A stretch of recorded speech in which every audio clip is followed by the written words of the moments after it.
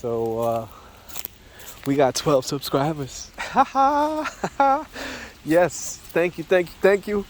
You are all very, very awesome, and I appreciate your efforts to help us. So there's something really crazy, right? I got this little waterfall, and when I'm over here, this is gonna go because the frame sadly it broke, but it's all right. It's going off to a new place, and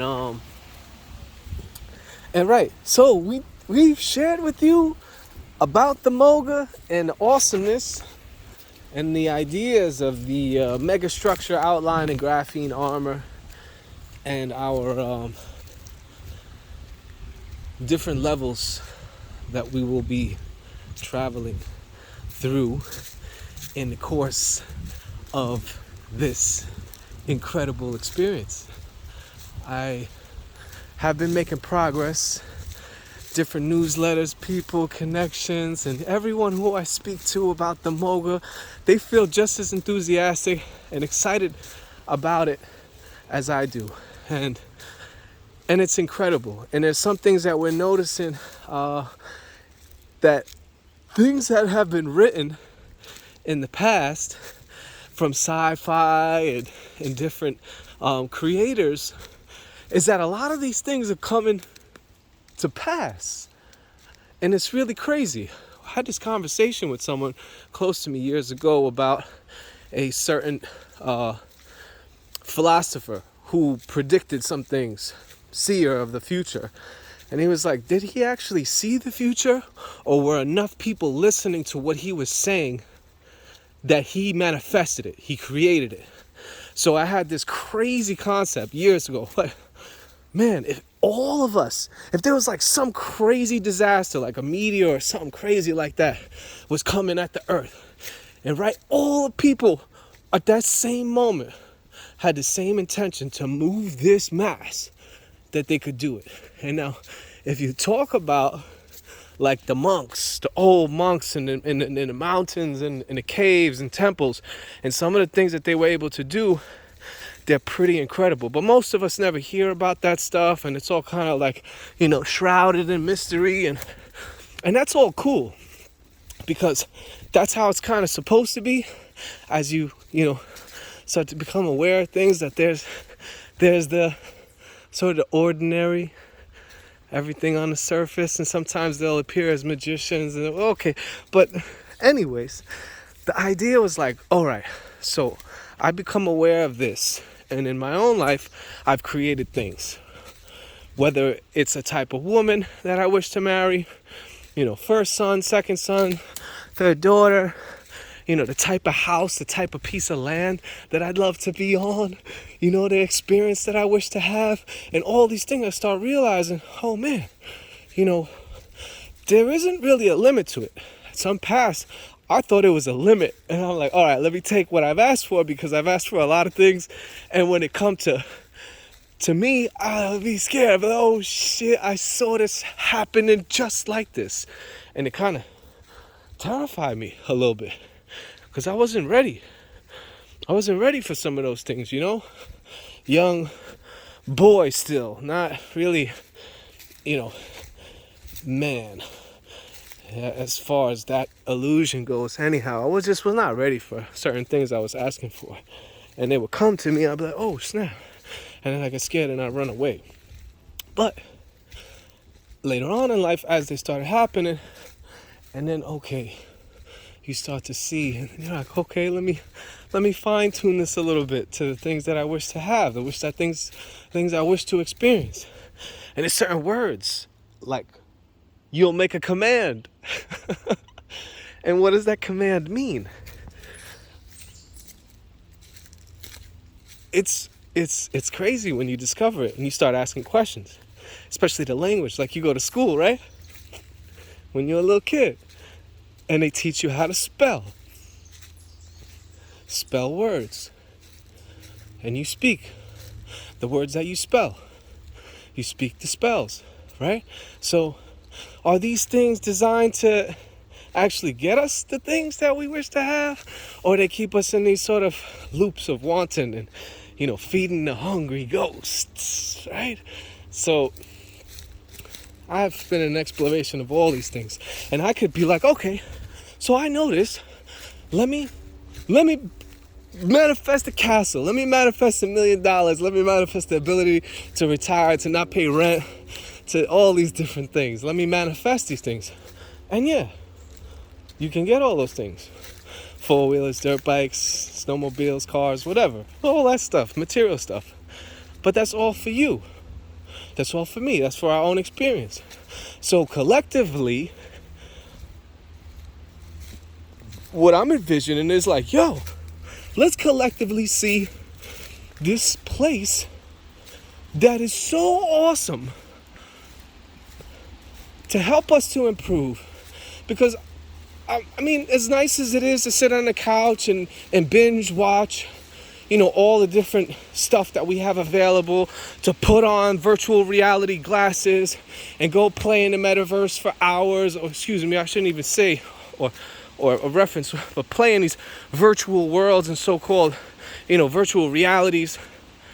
I mean, we've got these arms, these legs, and so many abilities that we have yet to tap. So imagine if you're sitting on a couch all day with this headset on, what are you gonna be improving? Really? And as robots come in, like this, people gonna say, oh man, they ain't gonna be laying no sheetrock.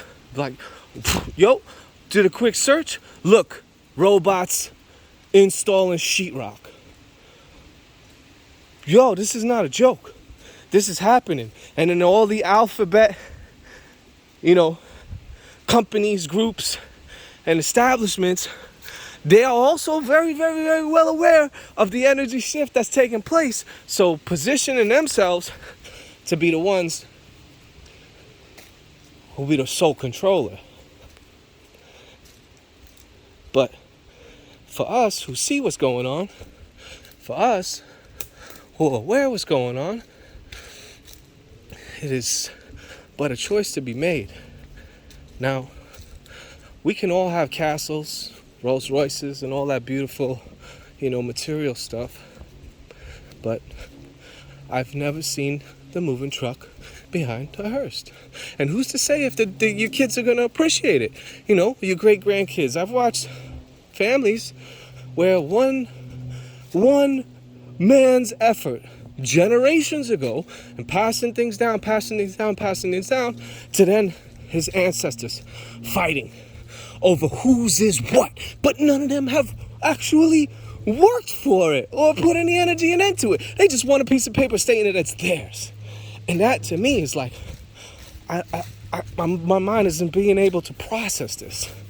And there's one like crazy beautiful letter, really beautiful, Chief Seattle.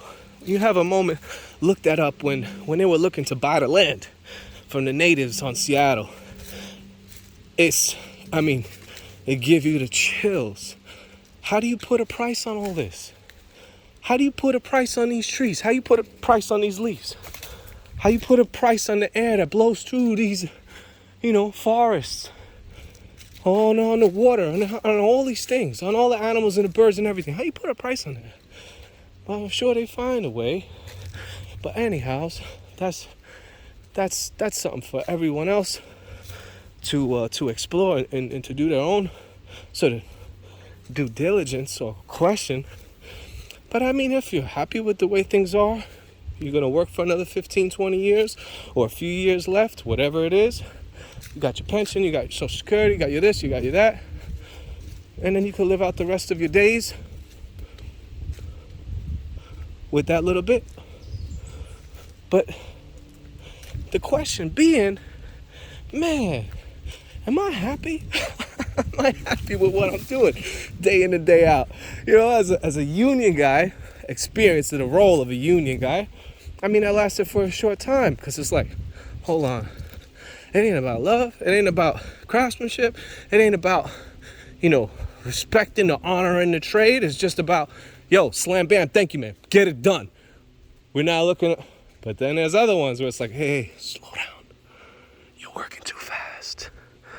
we gotta be here for at least a few more weeks. So just take it easy. You know, those sort of things. Like, man, yo, I could be doing other things. And also I could be doing nothing and having so much more fun than doing something that I ain't particularly happy with. So I'm imagining that I'm not the only one that feels this way. That there's gotta be others who also feel this way. We can't not be that far off. I mean, yeah, people could call me crazy or all this and that, that's fine.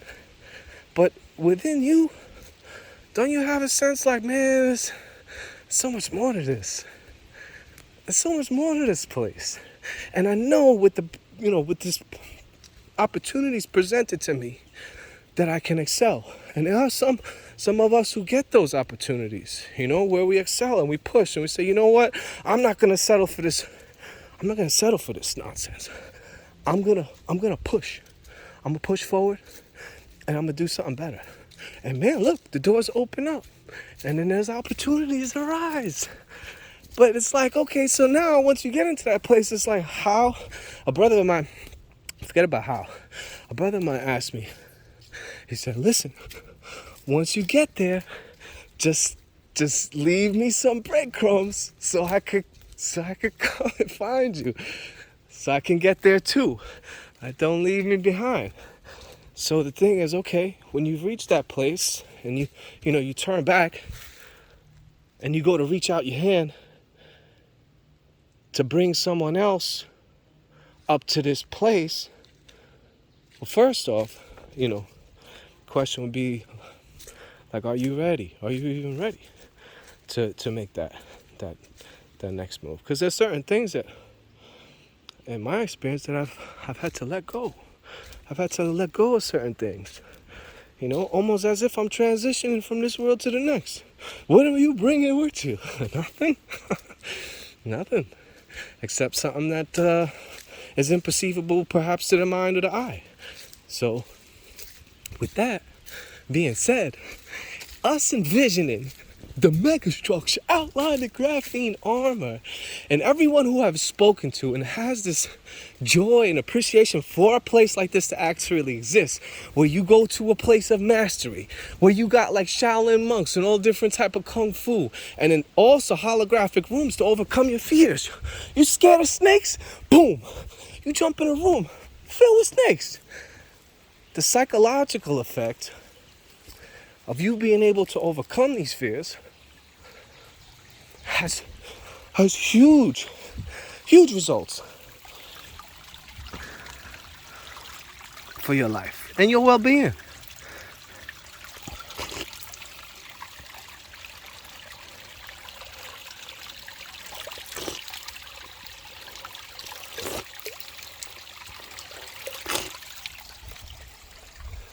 To be in nature, to ground, to connect to this place. Growing up in the city, a lot of us didn't get this experience. And I always had to wish for it. As one of my boys had a place up in Catskills. Man, we used to go and I'd have so much fun. And there's been a couple of trips traveling abroad where I go to places that were like, yo, tears would come to my eyes. Tears. I gotta leave this place? I gotta eventually leave this place? But yeah, that's a part of it. That's a part of it. What do we leave behind? What do we leave behind? Yeah, we all done some dumb shit. We all have a lot of stupidity in our experiences and mistakes, but I'm grateful for every last one of them. I really am. I cannot even say how grateful I am for the experiences. Even the ones that hurt the most, because those things, they weather you. They prepare you for what's to come. So you're able to overcome this situation and this illusion of loss, of something that happened, and you have no idea, man, this shit could be so unfair, you think. But It is what it is. And you move on.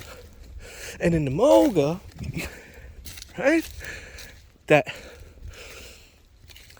there are guides there to help us. You know? I always imagined going to the Shaolin Temple as a kid. I watch Kung Fu flicks on Saturday and be like, man, I'm gonna be a monk. My mom would laugh at me. Yeah, okay. You're gonna be a monk. Not with the way you chase the girls and this and that. Yeah.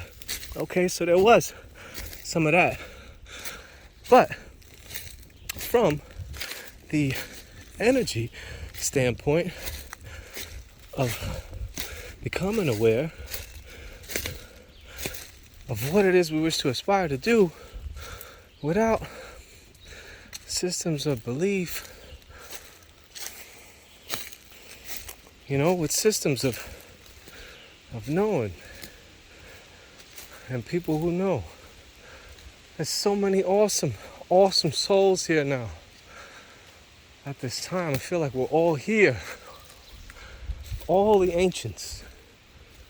Everything is coming to this point. Everything is coming to this point. Man, it's a special moment. It's a special, special moment. It really is. As far as the technology goes,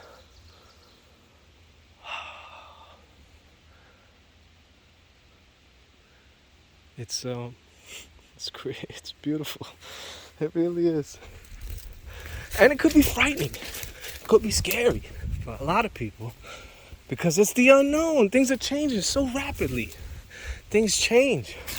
Life changes. Look in these last couple of years, all this that people have experienced. From being isolated, loved ones, departing the world, fear, the amount of fear, man. You have people who you love and would fucking go to war with, and they're like, you know, are you safe? Like, did you get a vaccine, or, you know, did you go and get the shot? Are you gonna wear a mask around me? Like, well, you can't come to my house if you haven't done so and so. And you're like, oh shit, holy shit, yo, that's some fucked up repugnant shit right there, man. Cause it's like, yo, the leper could show up. I'll give you a hug. 'Cause I love you. Straight up. Us envisioning this place, us envisioning the MOGA and all the potential for it and how it can help us in this lifetime will be something that'll go down for generations for all of us. And as the technology increases, you know, there's old stories where we've lived for a very long time. And in the spiritual realm, and people who've, you know, taken the time to look into the ancient books and this and that, and different practices around the world that aren't taught publicly, you see that, yo, there's some people out there who've been around for a couple hundred years, if not more. But they ain't gonna go on Guinness Book of Records. They're not gonna go on 10 o'clock news. It's just, that's not how it goes. I spoke to one brother once and I was telling him about some of these things. And he was like, oh yeah? Well, if that's so, how come they're not jumping from place to place and right in front of us and doing all these different things? Right, so would it still be the place that you think it is?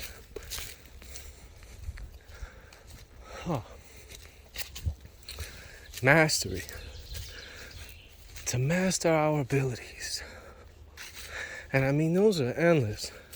From watching American Ninja Warrior, you know, that whole movement that had taken place. You know, us writing graffiti parkour back in the 90s. We didn't even call it parkour. We were out. We were out. Yo, We were standing on the line. Boom! Flying over fences, over roofs, scaling buildings. All that was like a daily routine. It was a part of the art, was being able to bounce. And then through that, and what other, hip hop groups have brought to the forefront of this has been phenomenal. Because it's all the same creative force, the same creative energy. We are looking to get up out of a situation that we're not comfortable being in. We're not happy with the circumstances that are around us. Our family, our guides, our elders, the people who we looked up to look out for us, to love us, to protect us, to show us the way. Like, we were not fucking happy. And we decided to make changes. And some of us did quite all right making them changes.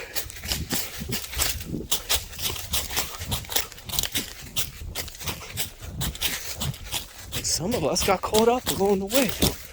Tripped up, fell, potholes, ended up in cages.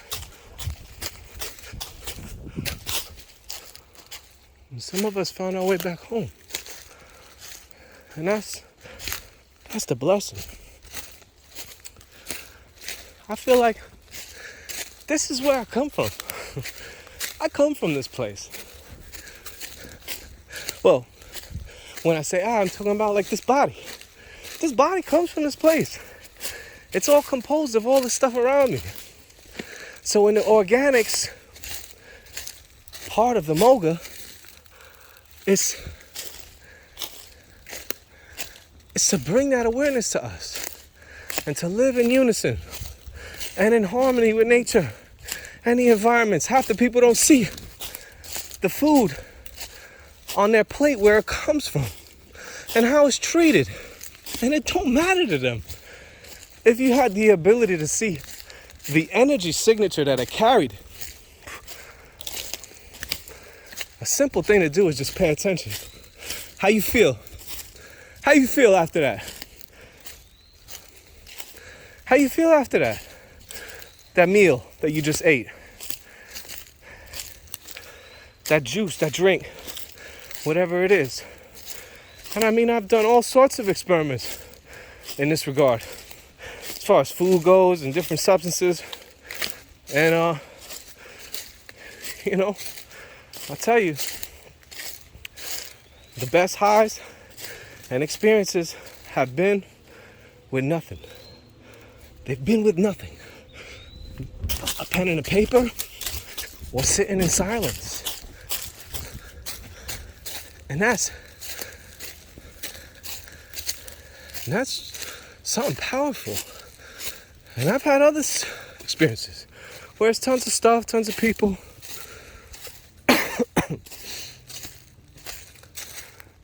And it wasn't so pleasant. But on both sides, awesomeness or whatever. That's just a little bit of my own experience here in this journey. I have an overwhelming desire to see this place. And every time I close my eyes and go into imagination, go into that place, I can be there. Like even this little, walk you've taken with me. Seeing this place as if we're inside. Someone told me, said that's probably where we are right now. And this is the simulation that we're living, because we've just advanced. We've advanced so far beyond pain, trauma, suffering, that we forgot that all that actually helped us to make improvements and to build us and to strengthen us. And so many people know, all right, how's a diamond made? Under pressure. What's the strongest samurai sword? In the fire. smashed into the water, back into the fire, smashed. And the process keeps going. And to still stay in a place of love, even after all that, why can't I have any sort of animosity? It's impossible to carry that. Because you realize at some point you carry in anger, the resentment, or whatever, any of those low-level energy things that make you feel like muck. And that's just what it is. Why would you carry that? Why would you carry that? You know, as far as science goes, in modern science, they come to realize that, hey, some of these things actually cause people to fall ill. You know, some of these thoughts are creating experiences in people's lives that bring them more hardship. It's like a perpetual state of pain, perpetual state of poverty. Perhaps, you know, these perpetual states. All right, so let's flip that shit. Well, I'm staying in a perpetual state of prosperity. I'm in a perpetual state of positiveness. There's nothing you can say or do that can affect me. You know? What can anyone possibly say or do to you that can affect you without you giving them the ability to affect you? We all have a certain circumference around us of energy, from what I experienced, especially in the days of constantly practicing in meditation and silence, you know, different ways where you could see this field almost. And people come, especially people with any sort of animosity or anything, and it's almost as if like they hit this like circular force field. It's crazy. And they just go around you. And you just sitting there smiling. Because you know what? I see you. I see you, all right. You got something going on. You're upset. You know, you can see this too going to like bars and nightclubs, people going in there with anger. It's always told, you know, no, never bring your problems to the bar. You know, go out to party, you know, with anger on your mind and resentment. So many lives have suffered because of this.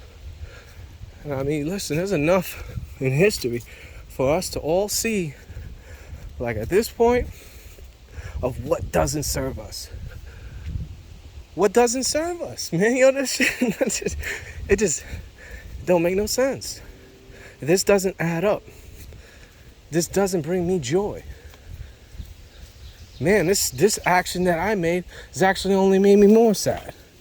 Made me more angry. You know, made me more resentful. Like, nah, man. I'm set on that. I'm set on that.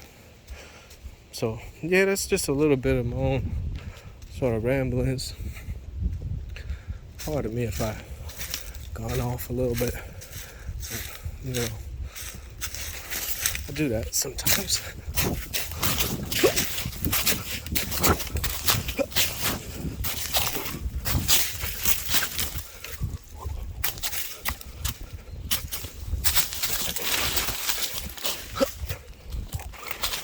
But anyways, I appreciate you guys taking this little journey with me. It's been fun, but I'm gonna continue on my way. Oh, where's that tree? Here it goes. I appreciate you and the subscribers. Maybe we could take more hikes together. I love you. Peace.